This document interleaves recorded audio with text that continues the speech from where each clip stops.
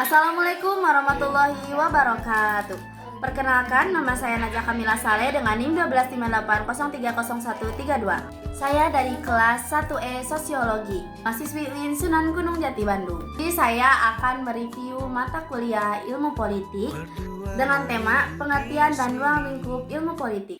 Menurut Harold de Lasswell, politik adalah ilmu pengetahuan yang membahas apa, siapa, mendapat apa, dan bagaimana. Politik mencakup semua aktivitas manusia yang berkaitan dengan kekuasaan otoritas dan pengambilan keputusan, baik dalam skala negara maupun organisasi sosial. Nah, sekarang apa sih itu ilmu politik? Menurut Syarbani dan kawan-kawan, ilmu politik membahas tentang kekuasaan, hubungan antar warga negara dan antar warga negara. Ilmu politik lahir dari fenomena politik. Politik adalah objek kajian, sedangkan ilmu politik adalah alat untuk memahami politik sebagai objek kajian. Politik secara etimologis.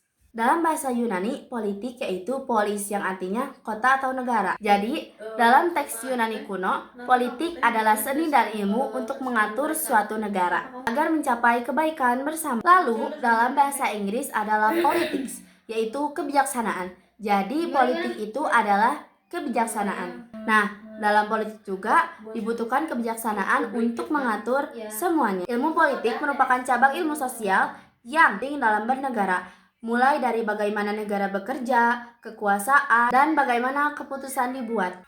Objek kajian ilmu politik adalah memahami kekuasaan, kebijakan, dan sistem pemerintahan. Topik yang dikaji dalam ilmu politik adalah negara, kekuasaan, pengambilan keputusan, kebijakan umum, dan yang terakhir, pembagian kekuasaan. Politik adalah ilmu yang interdisipliner. Nah, apa saja sih ruang lingkup ilmu politik? Ruang lingkup politik ada 5. 1. Negara. 2. Kekuasaan. 3. Pengambilan keputusan. 4. Kebijakan umum. Dan yang terakhir adalah pengembangan kekuasaan. Sekian yang dapat saya simpulkan. Mohon maaf bila ada kurang. Assalamualaikum warahmatullahi wabarakatuh.